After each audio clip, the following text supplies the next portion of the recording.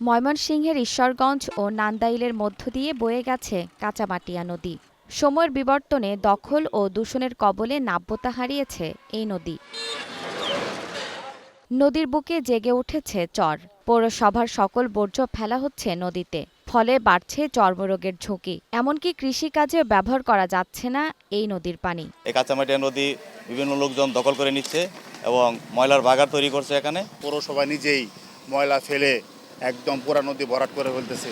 দিনের বেলা হেঁটে যাওয়া যায় না, প্রচুর দুর্গন্ধ, ধোঁয়ায় আচ্ছন্ন হয়ে যায় পুরা বাজার। এই পানিতে গোসলও করা যায় না, গোসল করলে শরীর চুলকায়, ফুটপাত শরীরে। তলদেশে জমাট বদ্ধ কাদা আর বিষাক্ত পানিতে কাঁচামাটিয়া হারিয়েছে তার চিরচেনা প্রাকৃতিক সৌন্দর্য। নদী দূষণ রোধে জমি অধিগ্রহণ করে পৌর বর্জ্য অন্যত্র ফেলার জন্য সংশ্লিষ্ট দপ্তরগুলোর সাথে যোগাযোগ করা হচ্ছে বলে জানান পৌর প্রশাসক। হারুয়াতে আমাদের ময়লা ফেলার জন্য একটা জায়গা অধিগ্রহণের উদ্যোগ আছে, প্রস্তাব আছে। আমরা সেই জায়গায় ময়লাটা নেওয়ার এবং সেখানে প্রতিস্থাপন করার যে উদ্যোগ সেটা আমাদের চলমান আছে। এদিকে উপজেলা প্রশাসন বলছে নদী দখলমুক্ত করতে উচ্ছেদ অভিযান পরিচালনা করা হবে। নদীটি পুনঃখননের জন্য এরই মধ্যে পানি উন্নয়ন বোর্ডকে চিঠি দেওয়া হয়েছে। একটা চিঠি আমি ইস্যু করেছিলাম পানি উন্নয়ন বোর্ডকে, এটা খননের জন্য। এখন পর্যন্ত কোনো উদ্যোগ নেওয়া হয়নি, তবে আমি একটা চিঠি করেছি উপজেলা প্রশাসনের পক্ষ থেকে, এইটুকু ব্যবস্থা নেওয়া হয়েছে।